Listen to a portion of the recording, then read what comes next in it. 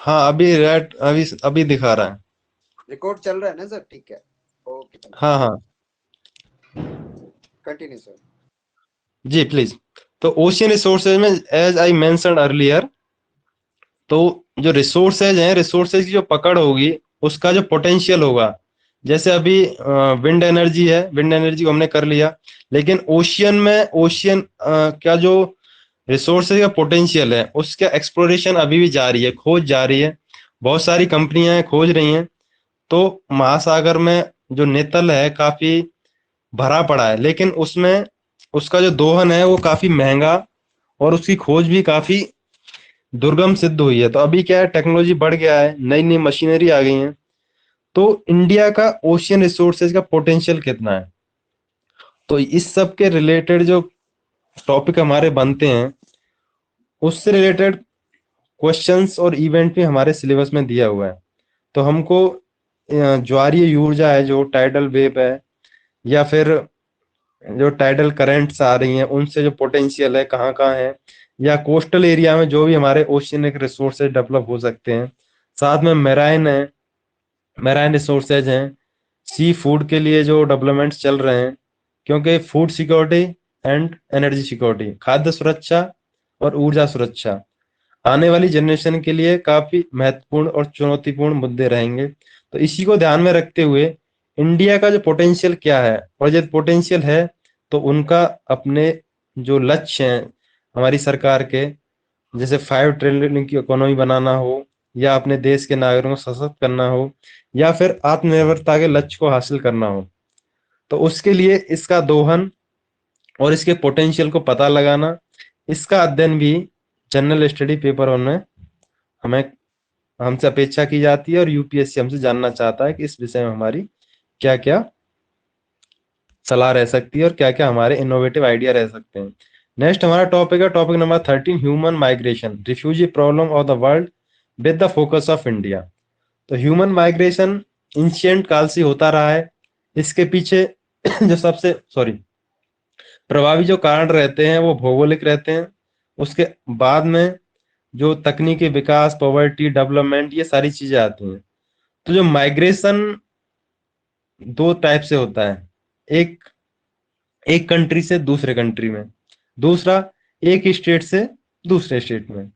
तो इंडिया में जो माइग्रेशन का प्रॉब्लम है, वो दोनों ही तरीके से है। एक हमारे देश से जो ब्रेन ड्रेन की समस्या है, इंडिया ने उसको सॉर्ट आउट करने के लिए प्रयास किए हैं, और तमाम नई योजनाएं। दूसरा, हमारे देश की जो लेफ्ट साइड है, जो ईस्टर्न साइड है, उससे जो माइग्रेशन हमारा वेस्ट की तरफ हुआ है, स्टेट लेवल जो माइग्रेशन हुआ है, उसके दिशा में भी गवर्नमेंट तमाम पॉलिसी लेके आई है। उसका भी हमें अध्ययन करना है इसमें। साथ में इसमें जो रिफ्यूजी प्रॉब्लम है, जो वर्ल्ड के सामने है और साथ में इंडिया के सामने भी है, जैसे इंडिया के सामने रोहिंग्या इशू है, बांग्लादेशी का जो इशू है, ये सब जो इशू हैं, या फिर अभी एनसीआर वाला इशू है जो है, तो उस सब का हमारे इसमें क्वेश्चन यूनिट 13 में डायरेक्टली बनता है। तो उससे रिलेटेड जो क्वेश्चन होंगे और जो कंटेंट होगा, वो हम तैयार करके लाएंगे और इसमें आपको कराएंगे। नाउ यूनिट नंबर 14,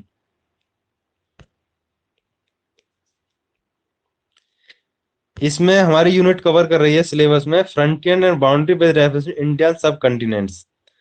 तो फ्रंटियर एंड बाउंड्रीज, फ्रंटियर सीमांत होते हैं। सीमांत क्या होते हैं, वो क्षेत्र होते हैं भौगोलिक विशेष, जिनमें के सीमा निर्धारित नहीं की जा सकती है, और नेचुरली वो सीमा निर्धारक का कार्य करते हैं। जैसे भारत और चाइना के बीच में हिमालय है, वो फ्रंटियर के रूप में काम करता है। सेम वे जो नागालैंड, मणिपुर, ये वाला डोमेन है, उबड़ खाबड़, इसमें भी फ्रंटियर रहता है।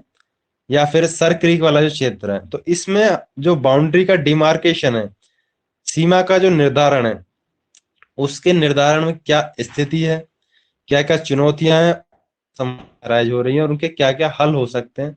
तो इस सब की समझ और इससे रिलेटेड मुद्दों की जानकारी से अपडेट रहना, और उससे रिलेटेड क्वेश्चनों का आंसर देना, इस यूनिट 14 में हमसे यूपीएससी अपेक्षा करता है। नाउ यूनिट नंबर 15, जो इसकी लास्ट यूनिट है शायद, उसमें population settlement, type of pattern जैसे मैं पहले बताया था आपको, smart village, urbanisation, smart city, तो वो सारे जो मुद्दे हैं वो यहाँ पे हमसे यूपीएससी क्वेश्चन के रूप में हमसे हमारे व्यू इसके बारे में जानेगा, हमारी समझ और हमारा जो उसके बारे में नजरिया होगा उससे रिलेटेड हमारे क्वेश्चन आएंगे। तो ये यूनिट 15 भी हम आपको कराएंगे, जिसमें urbanisation, smart cities, smart village, और जो प्रॉब्लम्स हैं जैसे स्मार्ट सिटीज में स्लम्स की प्रॉब्लम जो अराइजेज होती हैं, या फिर अवैध कॉलोनी, या फिर शॉर्टेज ऑफ वाटर, या फिर कोरोना के टाइम पे जो सब चीजें हुई, तो उन सब का जो सेटलमेंट है, सॉल्यूशंस है, वो यूपीएससी हमसे इसमें अपेक्षा करता है। अभी जैसे मैं बताया आपको, जनरल स्टडी पेपर फर्स्ट हो गया। अब पेपर सेकंड पर आते हैं। उसमें जो हमारा कंटेंट है वो नॉर्मली पॉलिटी से रिलेटेड है, लेकिन यदि आपको जनरल स्टडी पेपर 2 और 3 में भी यदि ठीक से समझ विकसित करनी है, तो जो पॉलिटी में जो चीजें पढ़ाई जा रही हैं उसके लिए आपको भूगोल की समझ है, तो आप उसको आसानी से रिलेट कर पाओगे।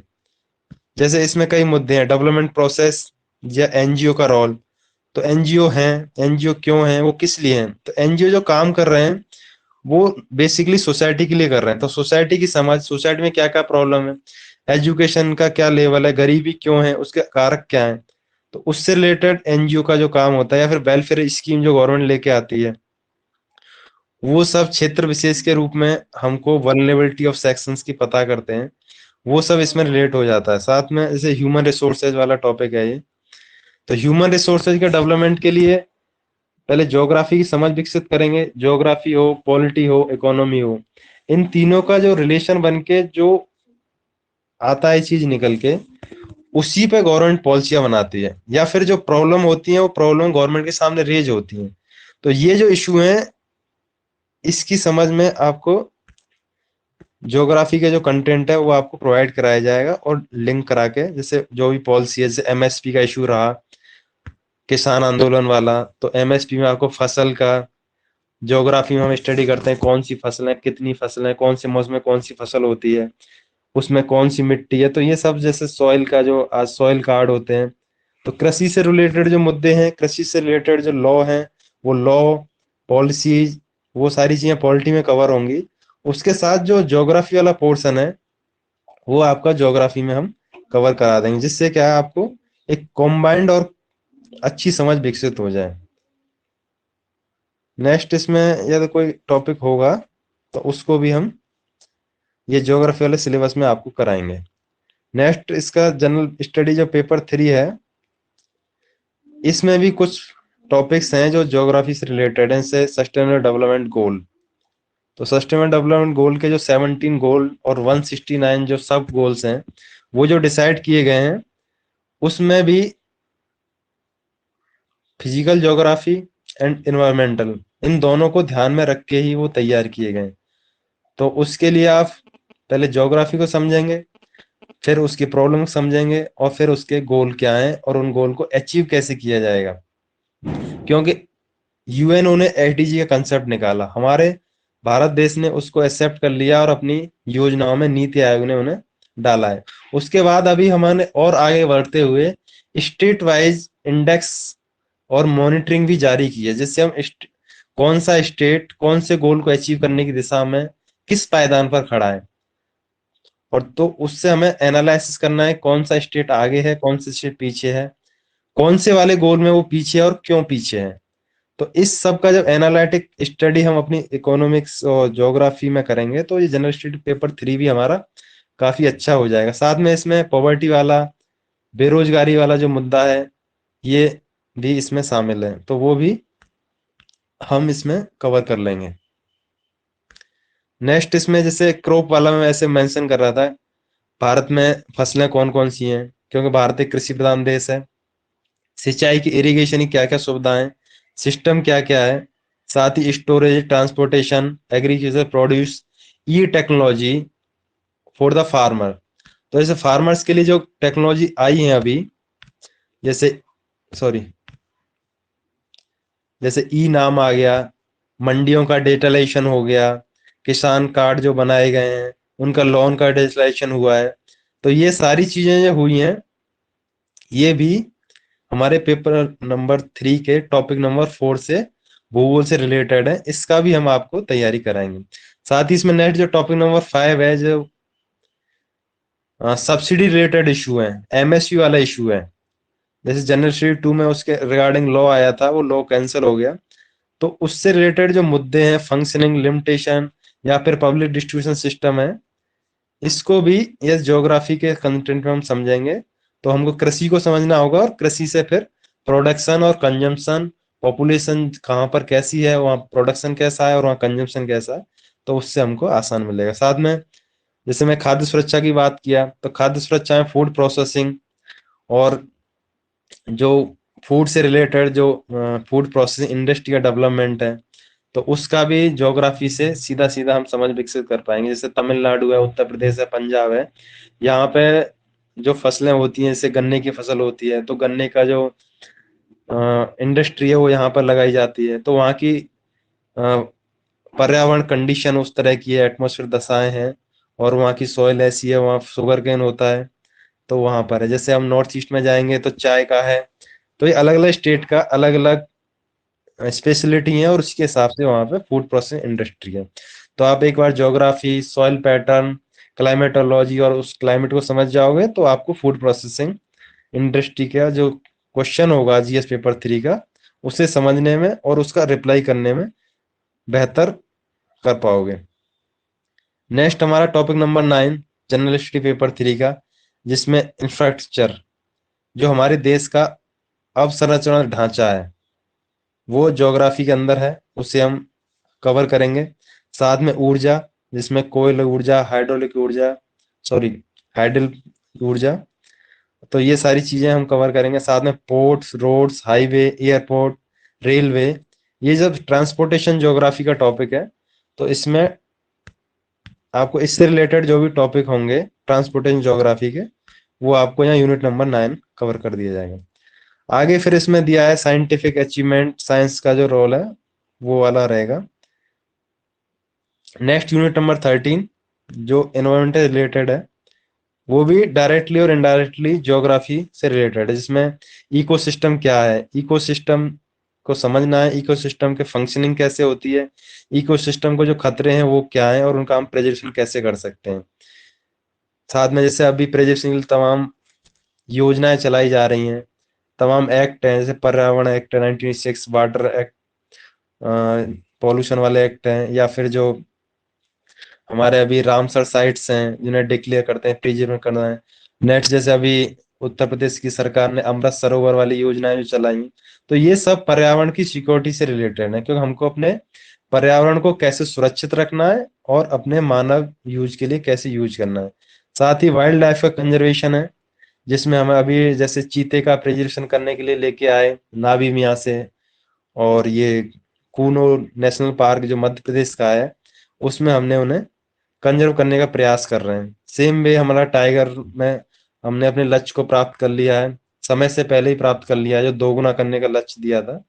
Biodiversity, environment pollution, degradation and environment impact assessment, तो ये इससे रिलेटेड जो भी क्वेश्चन होंगे जो हम इस यूनिट का पार्ट है, उनको हम जनरल स्टेट पेपर 3 के ज्योग्राफी वाले टॉपिक में आपको क्लियर करेंगे।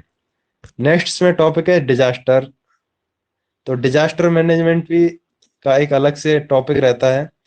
वो नॉर्मली हमारे जो फ्लड है, साइक्लोन है, या फिर लैंडस्लाइड है, अर्थक्वेक है, तो इसका हमें क्या क्या मिटिगेशन, मतलब उसे कम करने के लिए अपनी तैयारियों को कैसे रखना चाहिए, और डिजास्टर के टाइम पे क्या क्या करना चाहिए और क्या क्या चुनौतियां रहती हैं, इन सब का जो अध्ययन होगा वो हम यूनिट नंबर 14 में करेंगे। तो ज्योग्राफी का आई होप आपको समझ में आ गया होगा कि आपको पढ़ना कैसे, टॉपिक को सिलेबस से कैसे रिलेटेड करना है, करंट में जो भी इवेंट्स हो रही हैं उनको ध्यान में रख के एक तरफ सिलेबस रखना है, एक तरफ इवेंट्स रखना है, और उसके हिसाब से फिर आपको क्वेश्चन तैयार कराने में हम आपकी मदद करेंगे, आपके लिए कंटेंट लेके आएंगे, और आपको बेहतर ढंग से रिप्लाई देने लायक, आंसर लिखने लायक, आंसर राइटिंग की प्रैक्टिस कराएंगे। आपको किसी को डाउट हो तो आप पूछ सकते हैं।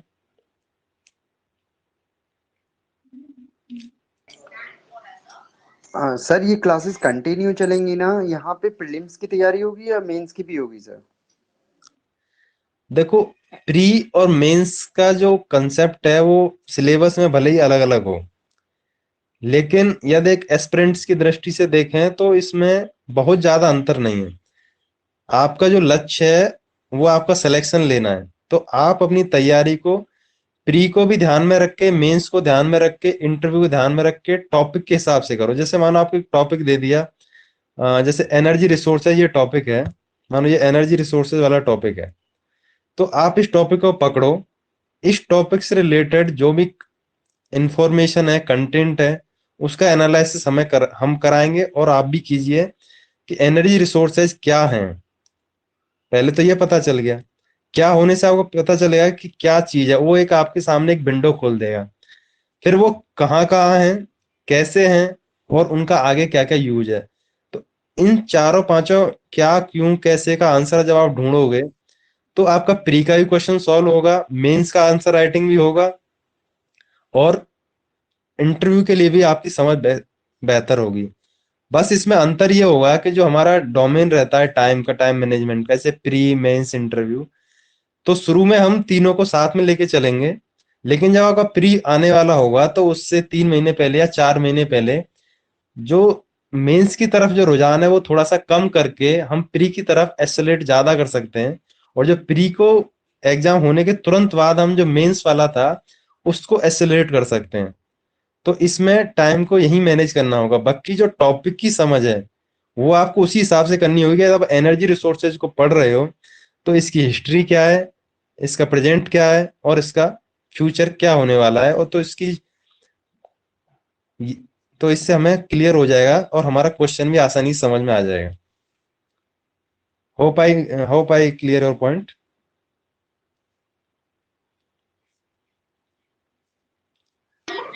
जी सर, थैंक यू। वेलकम।